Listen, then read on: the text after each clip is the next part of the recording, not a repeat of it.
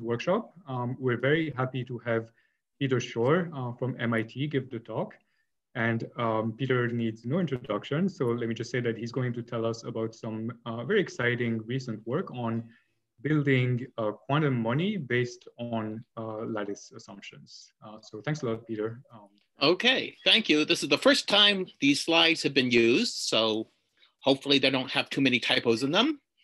And I want to thank the NSF and the Army Research Office for supporting me while doing this work. And let me start with an outline of the talk. And please don't hesitate to interrupt me at any point.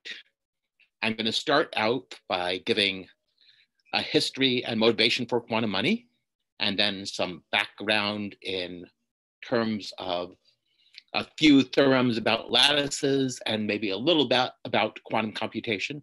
We're not going to be talking about quantum gates here. We'll be using much higher level primitives, which I will talk about.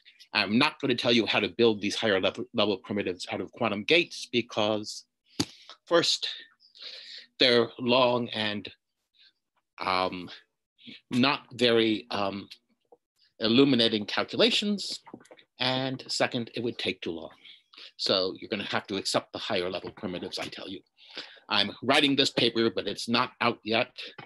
And finally, let me say that I really don't have a full grasp of the lattice literature. So it's maybe that some things I say can be done much more easily some other way. And if you feel like it, you can email me afterwards and tell me about these things. Okay, so what is the problem with money? The problem with money is that you can counterfeit it. And suppose you want to make money purely digital and you don't want any interaction. Well, that's absolutely impossible. But quantum states satisfy the no cloning theorem, which says you cannot make a copy of an unknown quantum state. So maybe you can use quantum states for money. And you might think that this will immediately let us use quantum states for money. And this was Wiesner's idea. I guess his original manuscript was somewhere around 1969, and it was first published in 1983 because he sent it off to somewhere and they rejected it, and then he sat on it for quite a while until Charlie Bennett, who was his friend from college, sent it off to SIGAC News, which is a non-refereed publication, and they published it. And his scheme had drawbacks, but it's quite a bit harder to come up with a quantum money scheme that doesn't have severe prior drawbacks. So people started doing this around 10 years ago. And what we want to do is give a new protocol for creating unforgeable quantum states that is based on the security of lattice problems. Okay, so there are proposals for quantum money. I think the first serious one was with me, and it's based on knot invariance, and it has not been broken yet. But on the other hand, I have no idea how many people have tried attacking it because it's based on the difficulty of a problem that I have that nobody has looked at seriously as far as I know. Arison and Cristiano proposed quantum money a few years later, but it's been broken. Mark Jandry proposed a complexity theoretic construction of quantum money. And I have heard that it's been broken, but I haven't seen the paper that actually breaks it yet, so I don't know its status.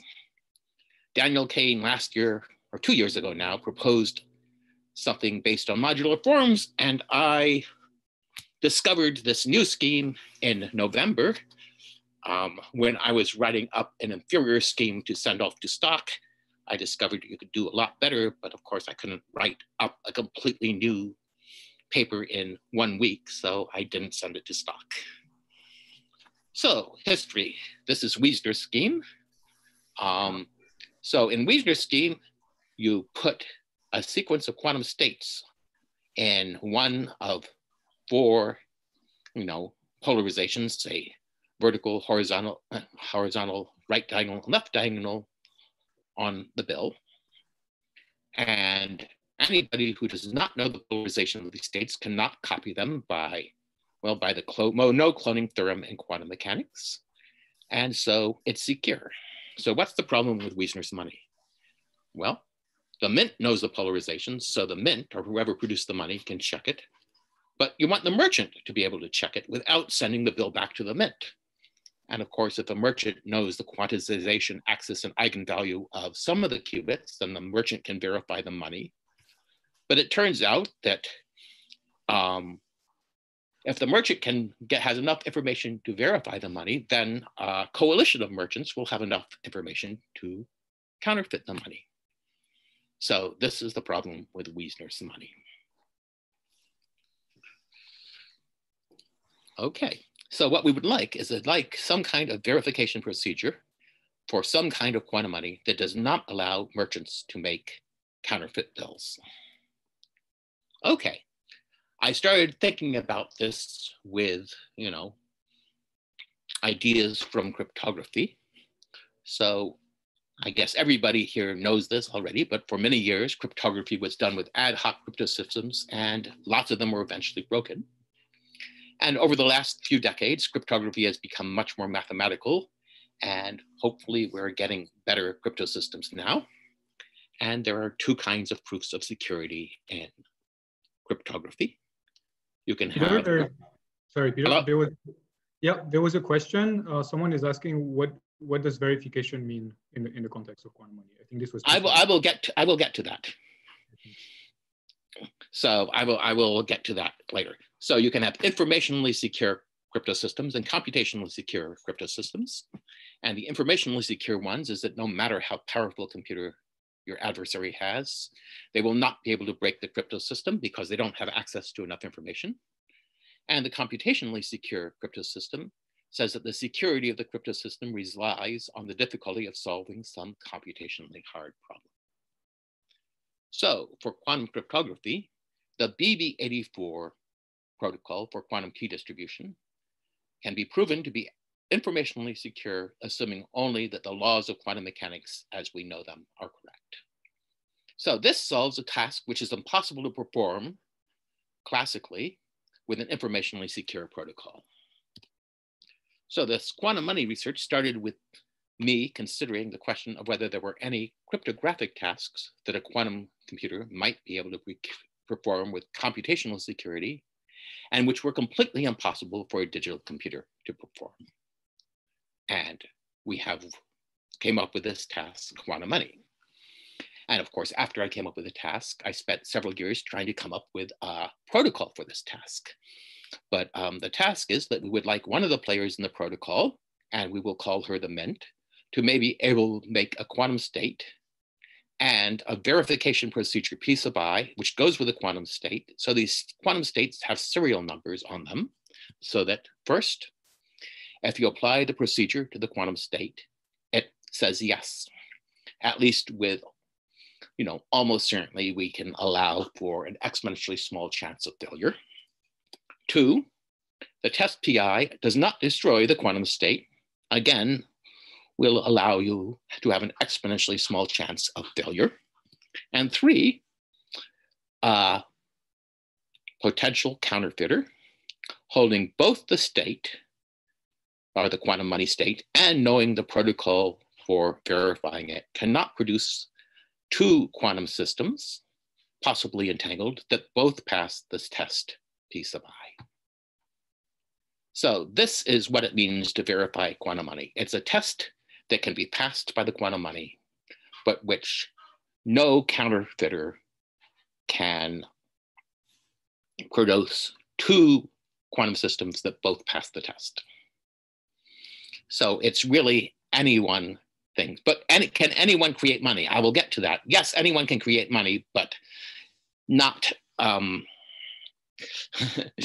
mean, not quite. So in fact, in our not invariant protocol and in Kane's protocol based on modular forms and in our lattice protocol, we believe that not even the mint can efficiently make another quantum state that also passes the test P sub I. So let's see. And this property is called public key quantum money by Scott Aronson, which I'm not entirely convinced is the right name, because what key is public in this thing? And Mark Jandry is calling something very closely related quantum lightning, because lightning never strikes twice in the same place. And our scheme satisfies this. So how do you use unforgeable states as money? Well, the Mint makes quantum states, and it gets pairs of money and serial number. And then it publishes somewhere, which cannot be tampered with, this list of valid pairs of, or valid serial numbers of the money, together with the protocol for verifying each serial number, which is actually, in this case, is very easy to compute given the serial number. And then it hands quantum money out, these quantum money states out together with I to any customer who is willing to buy its quantum money. And now if someone wants to create new forged quantum money, well, they can do the same procedure the Mint does, and they will get a random serial number, and it won't be on this list of serial numbers, so it won't be valid quantum money.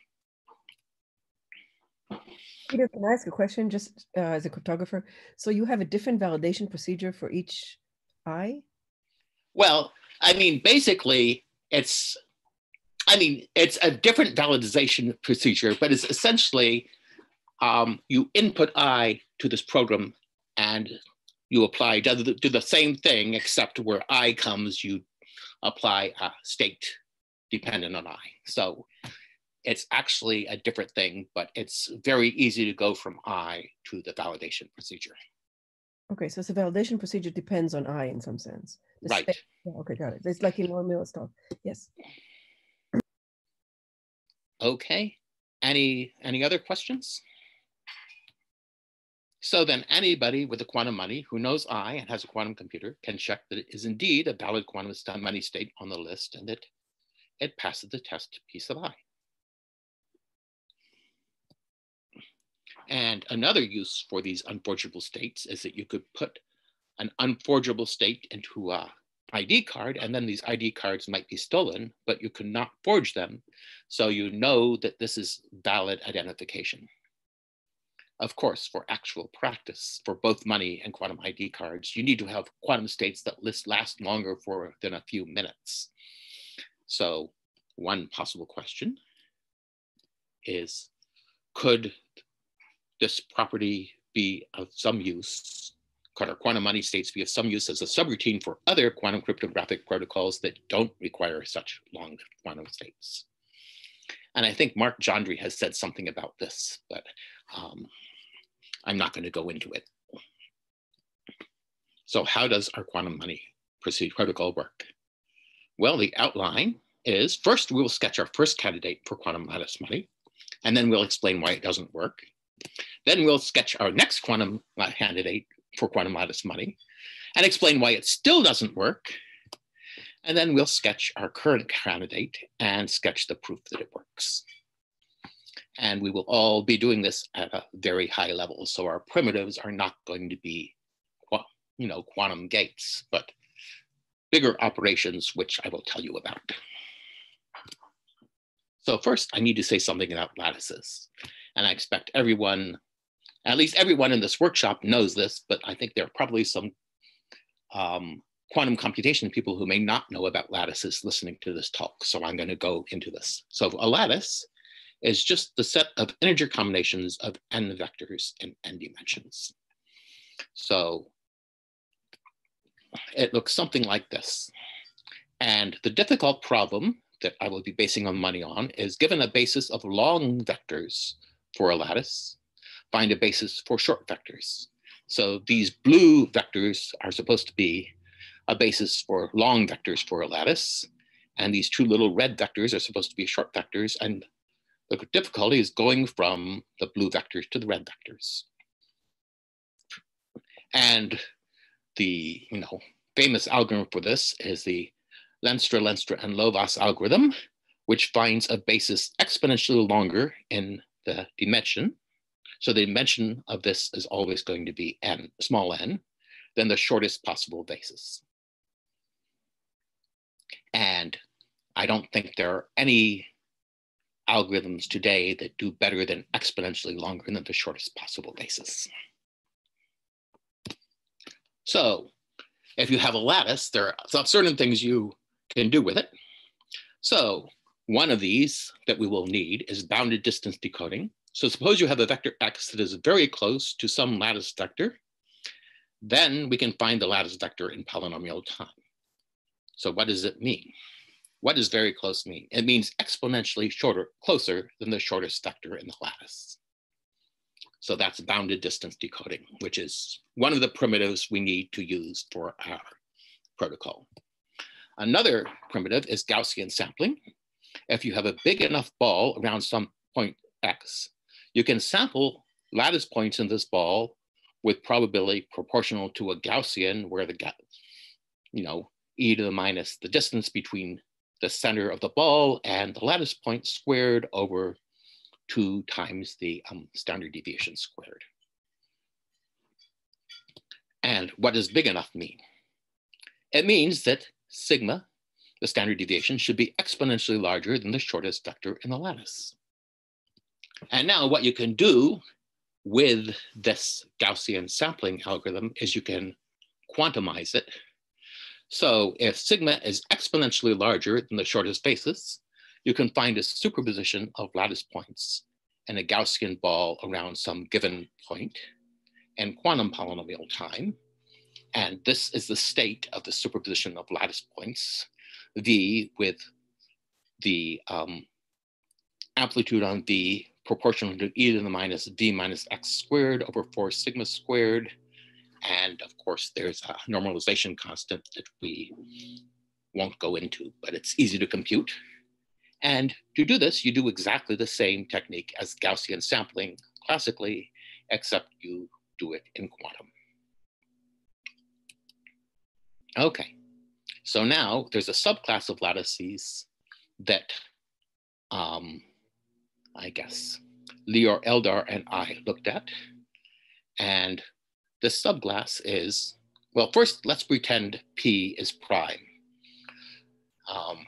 Actually, in our papers, it's not, but it's much easier to think about if it is prime and everything goes through pretty much the same way. So consider lattices n dimensions on a p to the n cube of integers. So everything is done mod p, where there's exactly one lattice point in each hypercolumn. So that red line will have one lattice point on it.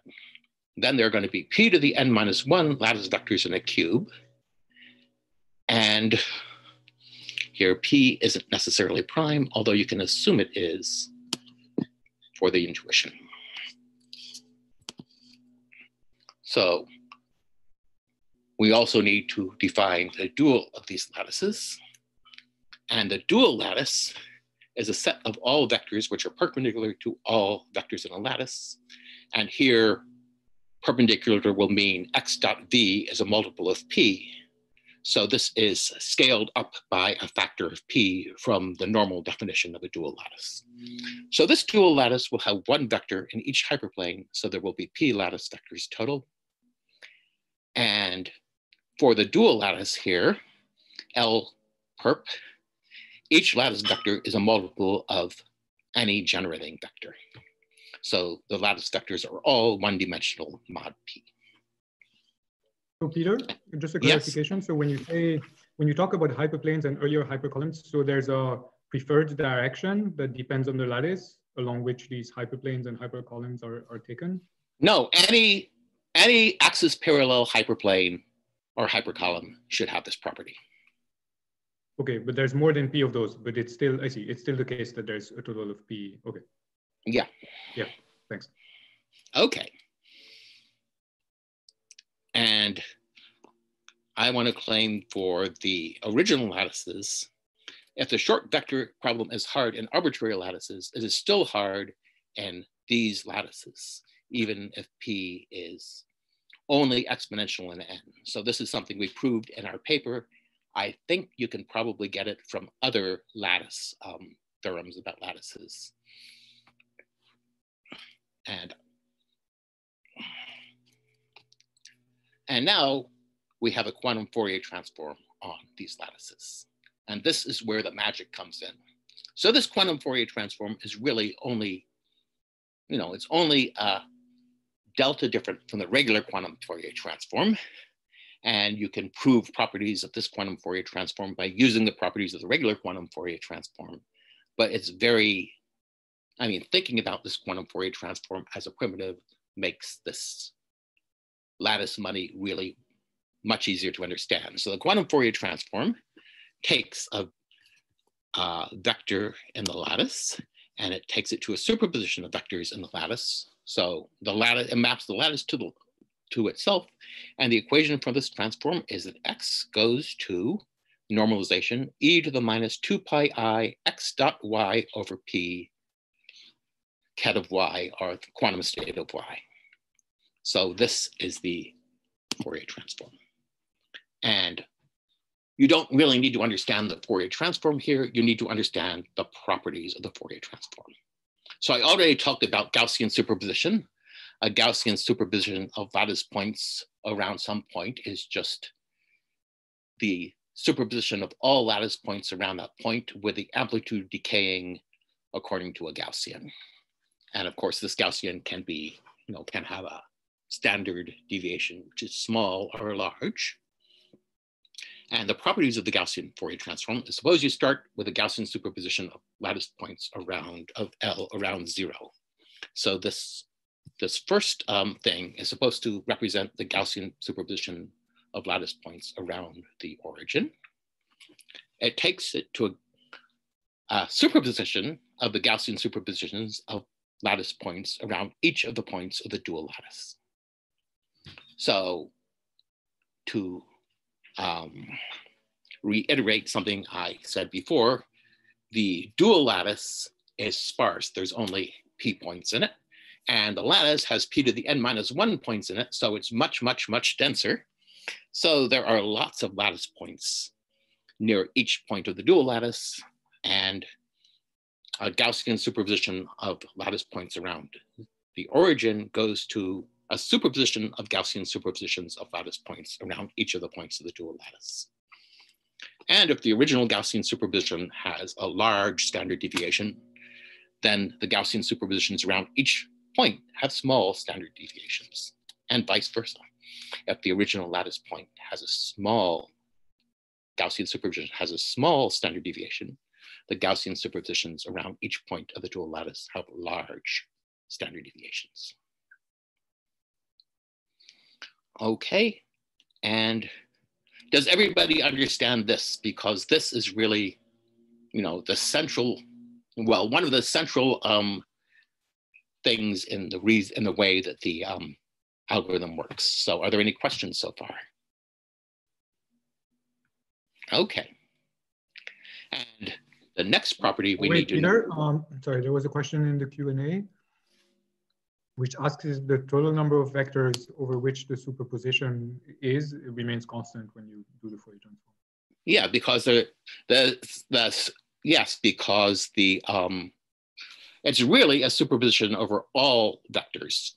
It's just a lot of them have, amplitudes very close to 0, and the lattice points, the superposition is over the lattice points in the primal lattice in both of these.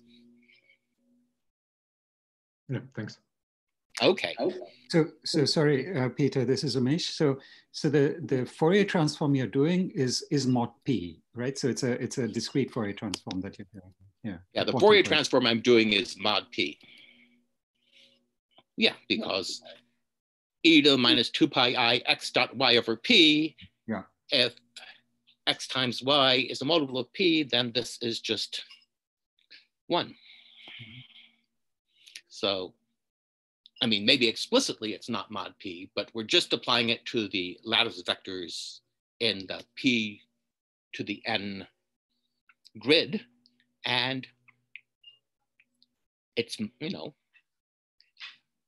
it's mod p, yeah. Peter, quick question. This is Vinod. I should think about the lattice as being super dense, right? The primal lattice, like p to the n minus 1 out of p to the n points. And the dual lattice is super sparse. Yes. Okay, sounds good. Thanks. Okay. And I should say that the standard deviation of the large ball times the standard deviation of the small balls is equal to n over 4 pi. I don't know if I put that equation in, but I should have if I didn't. Now, there's another property. Suppose you start not with a Gaussian ball centered at a dual lattice point of 0, but a different dual lattice point. You still get Gaussian balls around each dual lattice point, but the Gaussian ball around the dual lattice vector W has a phase on every point in it. It has the same phase on every point in it. And that phase is e to the minus 2 pi I v dot W over P. And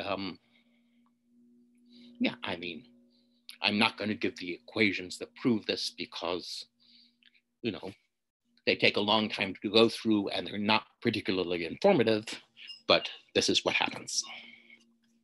So now I think I have enough to describe the simple algorithm.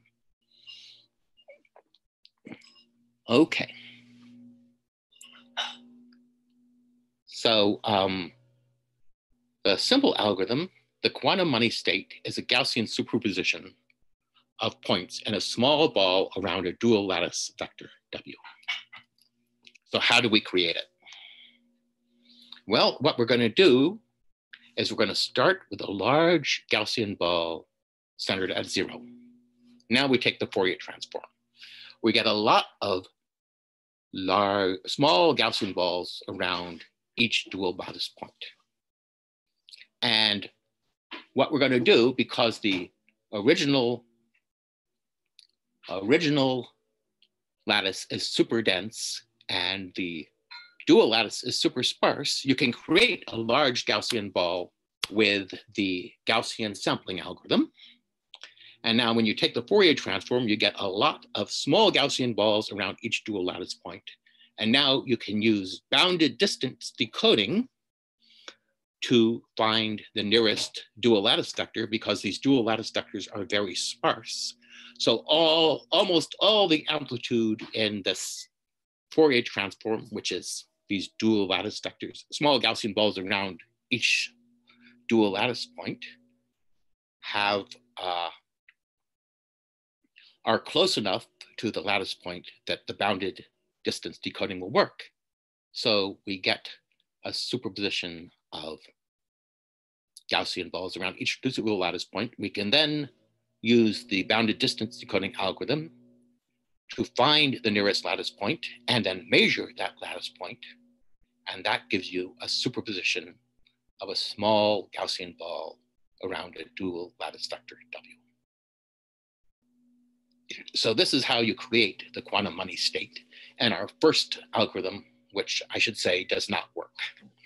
But it's, you know, the algorithm that does work is just, you know, builds on this. So you need to understand this first.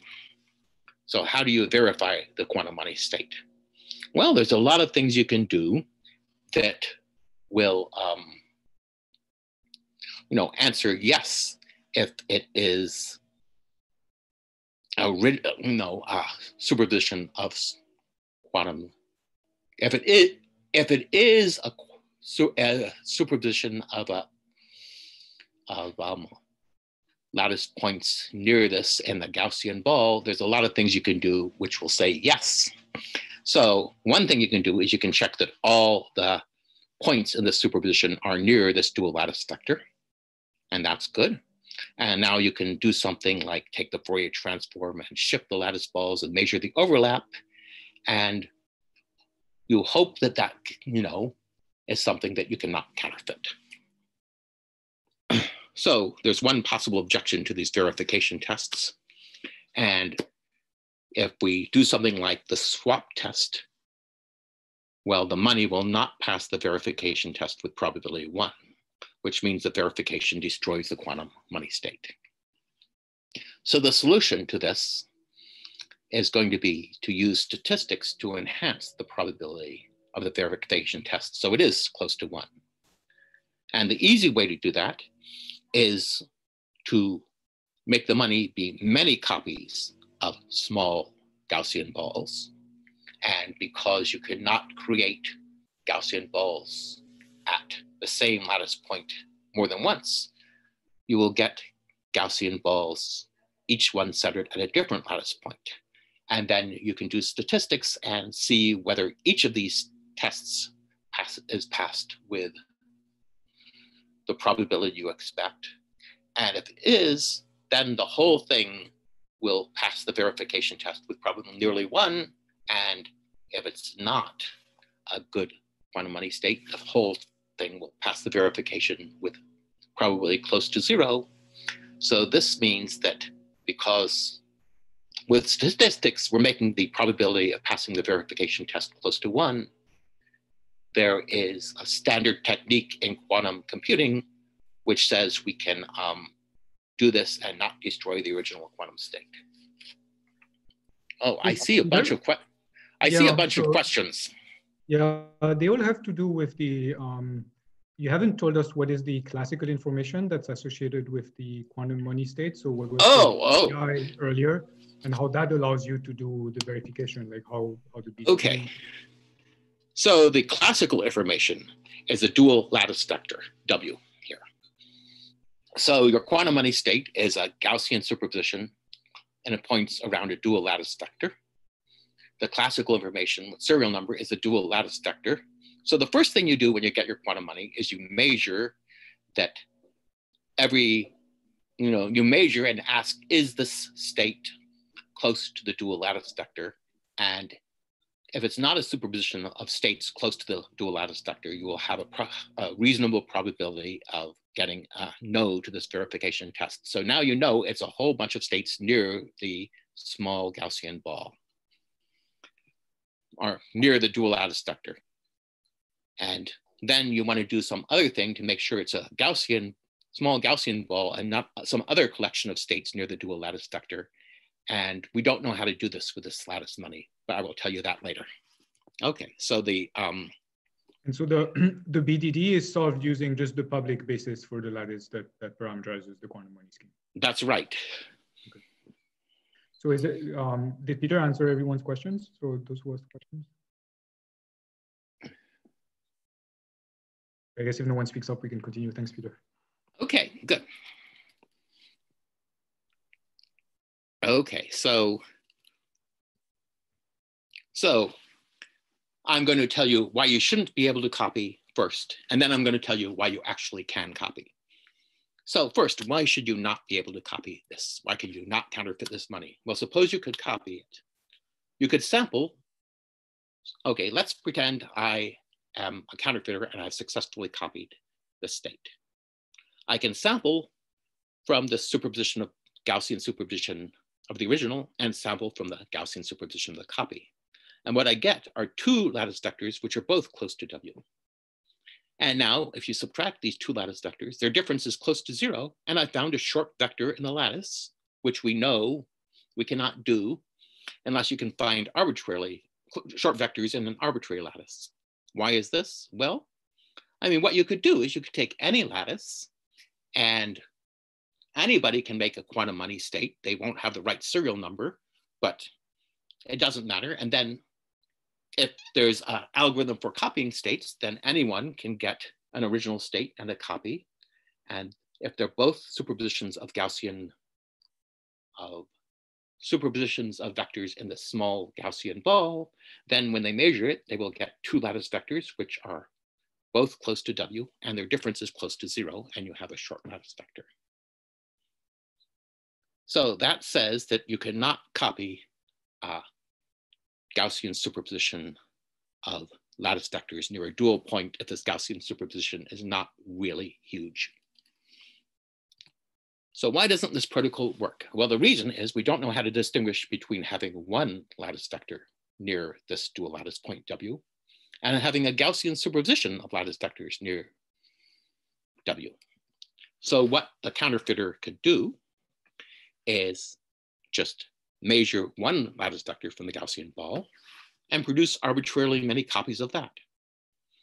And because we can't distinguish between this one vector near W and the Gaussian superposition, this counterfeiter has succeeded. So that's bad. So we need to improve this protocol. So how do we fix this? Actually, I think I should stop for questions here. Are there any questions?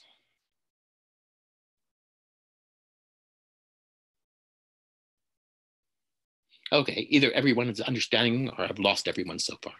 But actually, Peter, can you go back to the test that you did? So. Oh, but this test, it doesn't matter what this test is because it doesn't work at all. So we don't care what this test is. The point of this slide is if there's some probabilistic test, then you can make it deterministic by using statistics. But this test doesn't work, so I don't see why I need to talk about it. So Peter, another question. So just to recap, the serial number is a dual lattice point W, right? Right. And the state is a superposition of lattice points around in a Gaussian ball around W. And this the Gaussian ball is pretty small, right? It's small enough you can use bounded distance decoding. That doesn't mean it's really small. I mean, it could be, it could have a whole bunch of lattice points in it. Right, yeah. Right. But I mean, sort of, it's exponentially. So the radius is exponentially smaller than the minimum distance of the dual lattice. That's right. But of course, P is exponentially large, so you can make this. Mm-hmm. Yeah. You can make this a fairly large Gaussian ball, even though its radius is exponentially small. Fair. Well, I mean, fairly large be in relative terms of the number of points in it. Okay, so how do we fix this protocol? So what we're going to do is we're going to use a superposition of two copies of two Gaussian balls around two dual lattice vectors W1 and W2, and we'll let L be the vector between them. And now, what happens when we take the Fourier transform? Well, remember the Fourier transform of small Gaussian balls around a dual vector is a superposition of large Gaussian balls around each dual vector. And these large Gaussian balls all have different phases. And what that means is that the phases from the small Gaussian ball around W1 interfere with the phases when you take the Fourier transform of the small Gaussian ball around W2. And what happens? Well, so each of these big balls, there's the same phase on each point, and it comes from the actual lattice point that the small ball was around. So when you add the phases for W1 and W2, some of them cancel each other out, and some of them add. And I do not have time in this talk to go through the calculations, but you can make the probability that you see a point with x in the ith coordinate proportional to co-squared 2 pi x over p. And now we can observe this interference because this period is much larger than each of the width of each of these large Gaussian balls. So the fact that all of these large Gaussian balls have the same phase, or actually they're not the same phase, now the same amplitude, well, that's going to shorten, that's going to squash this cosine curve down a little bit, but not by very much. So you can observe this interference. On the other hand, if this interference, if this if this cosine was, had lots and lots of peaks and valleys, and it was much smaller than each of these large Gaussian balls, it would be completely washed out by the fact that the phase is the same, or the amplitude is the same over all this Gaussian ball.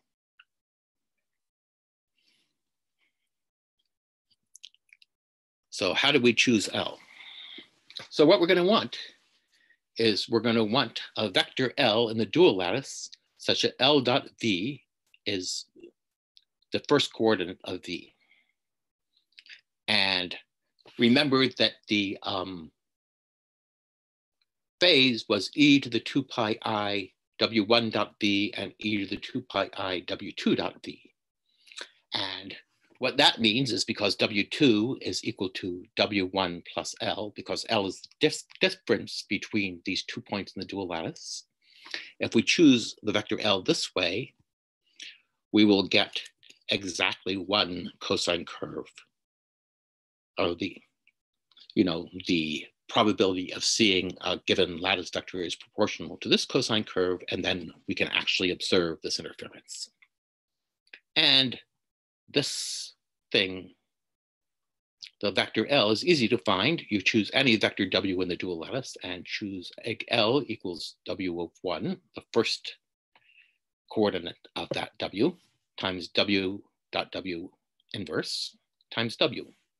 And now L dot W is equal to W of 1 times W dot W inverse times W dot W, which is just W of 1. And this is mod P, I should say. But yeah, all these computations are mod P.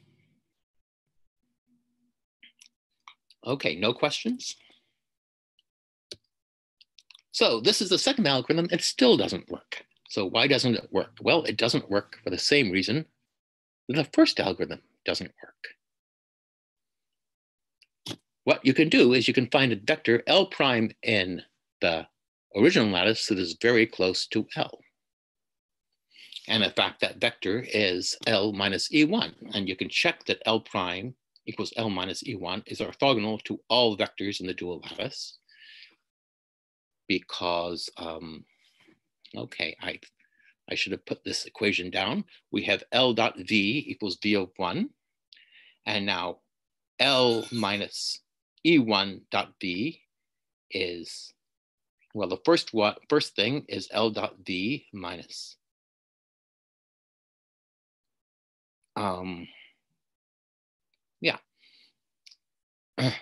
L minus E1 dot V is L dot V minus E1 dot V, and E1 dot V is V of 1. So this equation means that this lattice vector, which is very close to our lattice vector L, is orthogonal to all vectors in the dual lattice. And now a counterfeiter can just choose two vectors U1 and U2, which are close to W1 and W2, and use 1 over root 2 U1 minus U2 as the counterfeit money. And of course, they can find a vector that is close to either W1 or W2 by measuring this, quantum state, which is the quantum money state. It will, half the time it give you a vector close to W1, half the time it will give you a vector close to W2. So half the time it gives you U1 and half the time it gives you U2, but then you can compute the other one because U1 minus U2 is equal to L prime. So this doesn't work either. And since we know U1 and U2, we can make as many copies as we like. So how do we fix this? Well, what we're going to do is we're going to change L. And what we're going to do is we're going to choose L such that L dot V, remember we originally chose L such that L dot V is equal to V of 1. Now we're going to choose L such that L dot V equals alpha times V of 1, where alpha is going to be something close to the radius of a small Gaussian ball. And when we find L prime, well, we have the vectors L and L prime differing by an amount comparable to the radius of a small Gaussian ball. So the average of a sample of points cannot be at the center of the Gaussian balls W1 and W2. Okay, so this, I guess, is, remember L was a dual lattice vector. So L prime differs from the dual lattice vector by the amount comparable to the radius of a small Gaussian ball. So here is our L vector, and here are these two Gaussian balls whose superposition is our quantum money. Now our counterfeiter is going to take L prime, and L prime is going to be nearly exactly L, but the difference between L prime and L is roughly the radius of this small Gaussian ball. And now, when the counterfeiter produces these points which differ by L prime, well, either the average of these, okay, so again, the money is not just going to be one of these pairs, but many, many, many copies of these pairs, each with two different small Gaussian balls differing by L. And now when the counterfeiter produces these, then either the average of the left balls will not be centered at the dual of the lattice point, or the average of the right balls will not be centered at the dual lattice point, because we know that the difference is not exactly a dual lattice vector, but something close to it, but differing by this radius of the small ball. And that means that we can test whether these averages are right. And if they're not, we will reject the quantum money. Okay, so.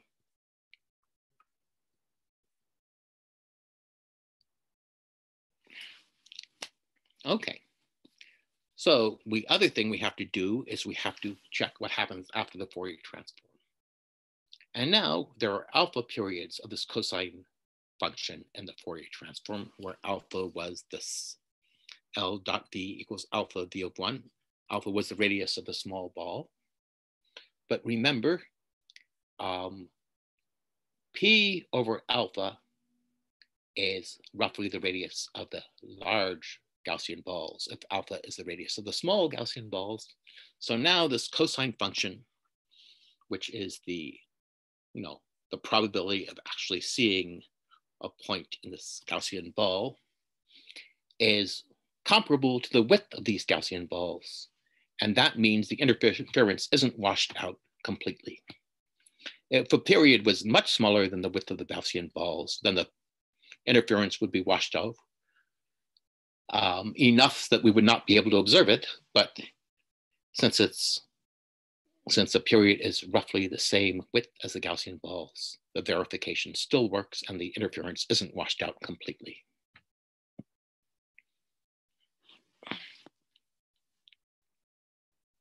Any questions so far? Yeah, can you explain again why this attack always gives you an L prime that, if I understood correctly, so you have many copies of the state, so you can do many measurements that will give you pairs that are shifted by some L prime. Why isn't L prime on the average? Well, so you're not actually, so what your counterfeit money is many pairs 1 over root 2 U1 minus U2, where the difference between U1 and U2 is L prime. So how do we make the counterfeit money? Well, I mean, we originally had these Gaussian balls W1 and W2, and our quantum money was a superposition of these small Gaussian balls W1 and W2. Actually, this minus should be a plus, but let's not worry about that. So what the counterfeiter does is measure this superposition W1 and W2, and he either gets a U1, which is close to W1, or gets a U2, which is close to W2. But if it's a U1 close to W1, he can find U2 by adding L prime to it. and L prime is a vector in our lattice. So if U1 is a lattice point close to W1, then U1 plus L prime, which is U2, is a lattice point close to W2. So the counterfeiter measures these superpositions W1 plus W2, and then he gets a point which is either close to W1 or close to W2. So that's either U1 or U2. And then he computes the other U from whichever U he got. Yeah. Yeah, that's okay. So, okay. Good. So there's one thing I haven't told you about, which I actually, I see I have enough time left. I should have put it in my slides, but I didn't think I would have that much time. So I didn't. And that question is, how do we make this superposition of dual lattice vectors W1 and W2? And the answer is that we, do compute the state, have a state alpha 0 plus beta, alpha 1 over root 2, 0 plus 1. And what we're going to do is we're going to, okay, so actually it's a little bit complicated, but it's a variation of a very standard trick in quantum computing that will let us compute a random pair of, measure a random pair of Gaussian balls with difference L, even though we don't actually have, I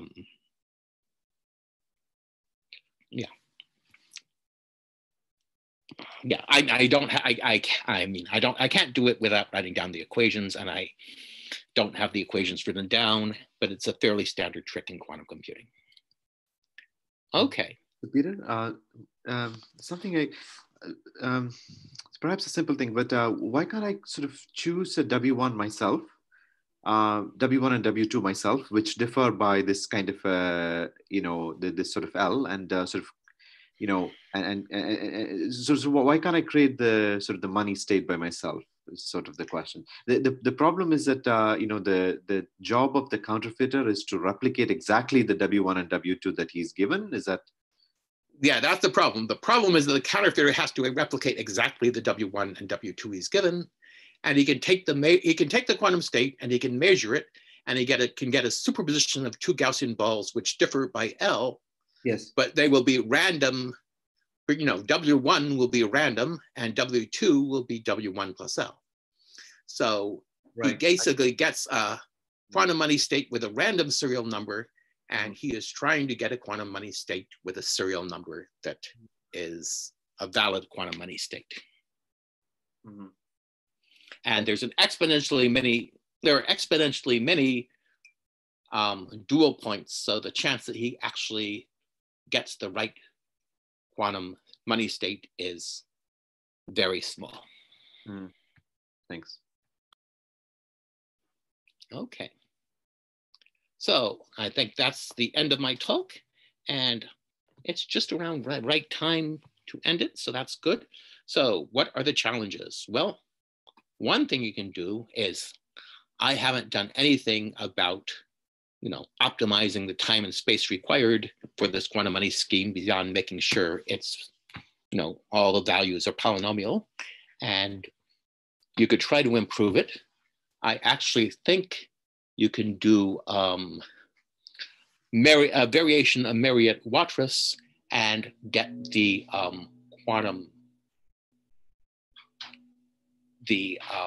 size of the quantum money states smaller, although it will take more time to verify them, maybe. But I haven't worked that out. I don't even know if it works. Another thing you can do is come up with other quantum money schemes. So, we have, I think 3 or 4 quantum money schemes that work right now. And there's zillions of computationally hard problems you can make into cryptographic protocols. You can, ask, is there a quantum money scheme for another cryptographically hard problem? And You can also ask, are there other cryptographic protocols which are impossible classically, but which can be done on a quantum computer? Okay, thank you. Okay, so thanks, Peter. I think I'm the only one who can clap, but anyone else is clapping. So let me say that, so Shafi Golwasser, director of Simons Institute and one of the organizers of the program, is going to give us some closing remarks in just a couple minutes. But maybe before that, we can take a few short questions. If there's more questions, we'll take them after the closing remarks. So anyone who wants to ask a question, you can type it in the Q&A. If you're an attendee, you can also raise your hand and I'll unmute you so you can ask your question. So let's take a couple questions and then we'll hear Shafi and then we'll take any more questions after. So maybe I'll start while everyone is thinking about it. So I had one question. So, I mean, in the talk, you just described why a particular attack is ruled out. So in principle, I imagine in the background, you have a theorem that says, you know, so it's two separate things to say, oh, it's impossible to clone the state. That's one theorem. And then another theorem would be, well, it's impossible to prepare any other state that also passes verification, right? Yeah, so if you want a state that passes verification, it has to be that has a valid serial number, yeah. Right, if you want a state that passes verification, and it has to, so the question I can read is in the attack, why do we need a different L prime to counterfeit? Why can't we counterfeit with L? So if you have, if you want something to pass verification, it has to be a superposition of lattice points. L is not a difference between two lattice points, it's a difference between two dual lattice points. So if you take one lattice point and add L to it, you don't get a lattice point, you get a random point, which will not pass verification. So if you want the verification, if you want your counterfeit money to pass verification, then it has to be a superposition of A plus, it has to be a superposition of different lattice vectors. And if it's a superposition of different lattice vectors, there can actually only be one lattice vector in each ball. It can only have one lattice vector near W1 and one lattice vector near W2, because otherwise you could find a short vector in the lattice. So if you have one lattice vector near W1 and one lattice vector near W2, you need the difference between them to be L prime, some value, which is close to L, but which isn't L. And that's how we came up with L prime. And L prime actually works to counterfeit the money. This L prime that we come up with actually has more, I mean, just having an L prime close to L is not enough to counterfeit the money. It has to have more properties. But this L prime that we came up with actually has all the properties you need to counterfeit the money. So at that point, I almost gave up because I said, well, you know, things seem to be conspiring against me to make all the quantum lattice money breakable. But then I figured out the last step and fixed it. So before we continue with the questions, I think maybe we'll hear the closing remarks. It'll be easier. So Hotek, do you want to say something? And then we'll continue with questions. So don't leave. Thought sort of some closing remarks as the workshop organizer. So I just want to say on the behalf of my co-organizers, Shrater and Zvika, I want to thank all the speakers and all of the audience. So thank you very much. Also, a couple of administrative announcements. So we still have the Lattice seminars going on. Some of the talks that were postponed from the workshop will be moved to the Lattice seminars. There's also a special invited lecture by Daniele Michancio on lattices in about 2 weeks. So all this information you can find from the Simons calendar on the Simons website. And finally, all of the recorded talks will be on YouTube. You can find a link from the workshop webpage and from the Simons webpage. All right, so maybe let me hand over to Shafi for the closing remarks. If she's ready, if not, maybe we can take. Yeah, I'm ready. Okay, so sorry, I was on mute. Hi, everyone. So I just wanted to say again, thank you all for coming. I think it was a great workshop. Just a little statistics. Apparently, there were 362 unique participants from 33 countries on the Zoom teleconference alone, and apparently over 2,000 additional viewers on YouTube. So I think we got a lot more exposure than if you were to come here in person. And this is even without counting today's attendance. Which I think we're around the 80s or high 70s. I think it's remarkable, the resilience of this community and the quality of the talks. I'm really grateful to everyone for putting such a tremendous amount of work into making things clear and accessible by a wide audience. I want to encourage you to show up for the quantum workshop next week. I certainly will, although this time rather than a expert, or a proclaimed expert to someone who's really a novice. And other than that, we have teas, which are intended to the program participants at 11 o'clock, right? 11 or 11:30, Thomas? I think it's 11 every day. So which is just a time to socialize. I don't think we're going to have it next week because of the workshop, and we didn't have it this week, but the following week.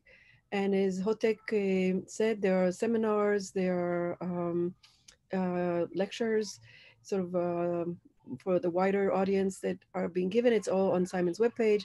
We're going to also start some podcasts that are sort of related to what's going on now, with some of the participants doing work actually related to COVID-19 and other things of interest. And I want to again say thank you to Shweta, to Hotek, to Zvika, to the co-organizers, Vinod, Daniele.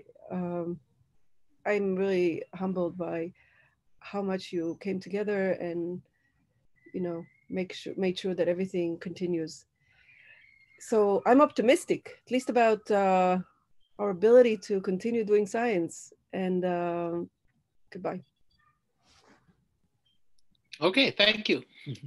Thanks everyone for coming. Thank you all for coming. Yeah, so stick around if you have any more questions for Peter. All right, thank you all again. Bye. Thanks, and on behalf of the attendees, thanks a lot to the organizers for setting up the workshop on short order and keeping us busy while we're sheltering in place. So thanks on behalf of those who cannot say it orally. So thanks a lot. Okay, so let's, we can continue with questions to Peter now. That's one of the advantages of this online format, is that as long as Peter has energy, we can ask him questions. So Peter, I don't know if you had the chance to look at those that are on the Q&A. Yeah. And maybe take them in order. I think one of them you answered already. And yeah. Okay, so there's one question: how do people authenticate the serial numbers and agree on what serial numbers are valid?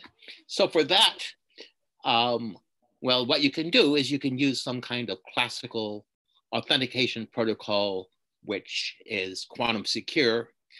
We don't actually have any clever quantum lattice way of doing that, but there are lots of ways of authenticating things, and we hope some of them are, quantum resistant. So we can just use any protocol for authentication that we want. So which part of Marc Gendry's quantum money is broken? I have just heard this from someone I believe is a reliable source that it is broken. And I think if I went back to their email, I could probably figure out which part, but I can't tell you right now. And there's one more question. I think the part that's broken is the concrete instantiation based on polynomials. Yeah. So it's not Aaronson Cristiano, it's the lightning, not the Oracle construction either. It's the concrete instantiation using degree something polynomials. I forgot, but I think there was a problem with that. Yeah, that's what I think. I'm not also completely sure. That sounds right. So I don't understand this last question. Why can't we go from? Do you want to speak up? If I find you, I can ask I can let the person allowed to talk. Okay, so if you want, you can talk. You just have to unmute. Okay, I can unmute you. No, you can unmute yourself. or just type it? Yeah, you have to unmute him. I don't see how to unmute him. I'm trying to do it, but nothing happens. Okay, well, maybe if I go to the participants list, pull yes. that up. Okay. Yeah. Oh, there. Okay, yes. No, yeah, so I was just wondering, so because it looks like you started with an original superposition, and then you created the quantum coin by some kind of transformation, the Fourier transformation. Right. So I was just wondering, like, what is public? Is public the quantum coin, which is just the target of this transformation, or what about where you started from? What is the status of that? Well, you start from a superposition of, you start from a Gaussian superposition of a large Gaussian ball around the origin, and anyone can create that. And then you take the Fourier transform of that, and that gives you small quantum balls around each dual lattice point. And again, anyone can do that. And now you measure a lattice. You measure the closest lattice point in the dual lattice. And that gives you the Gaussian superposition around each dual lattice point. Or actually you measure and get two Gaussian balls with distance L between them. And anyone can do that, but you're going to get a random pair of Gaussian balls. You're not going to get the actual Gaussian balls that match the serial number of the quantum money that you're trying to counterfeit. So, so there's something hidden at the beginning. So what is this thing hidden which prevents me? I don't get that. Oh, so the idea, what's random about this is when you make a quantum measurement, you get a random answer. And this random answer, the randomness in your answer is your serial number. So you get a random, quantum money state. So I cannot decide the serial number from the beginning or something. It's just like it's a random process, and this will define me a serial number. Okay. That's right. Okay. Okay, thanks.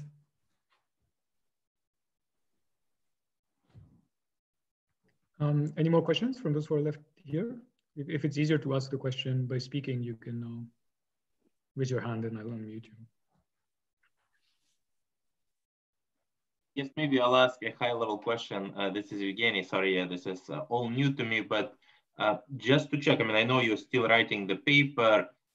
Do you think at the end you would be able, rather than kind of ruling out some clever attacks and responding to people, but say, okay, here is a lattice assumption, here is my definition of quantum money, here is a theorem that any attacker breaking quantum money breaks the assumption, or this is still beyond reach, it's too early in the game? No, if you can break the quantum money,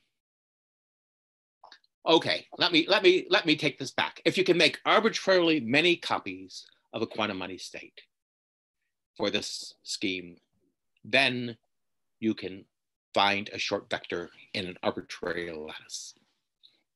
At least an arbitrary lattice of this form, which, since you can reduce any lattice to a lattice of this form, then you can find a short vector in an arbitrary lattice.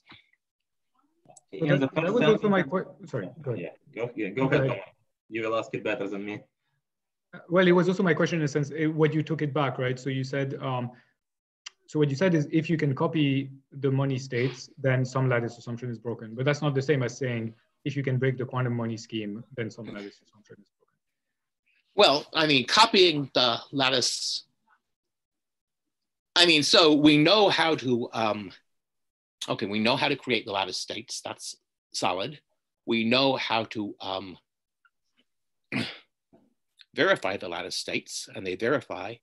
And so the theorem is if you can take one quantum money state that you have and that you know the serial number for, and turn that into 10 quantum money states that you have and you have the serial number for, then you can find short vectors in a lattice. Right, but a separate attack could be creating 10 states that are not copies of the quantum money state, but that still succeed when you run the public verification procedure on them.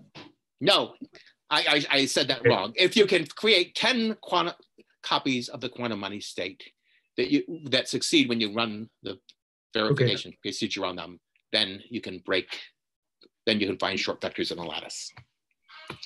And probably the answer is if you can do it for 2, then you can break short vectors in a lattice. But there's something funny about 2 because we have 2 balls, and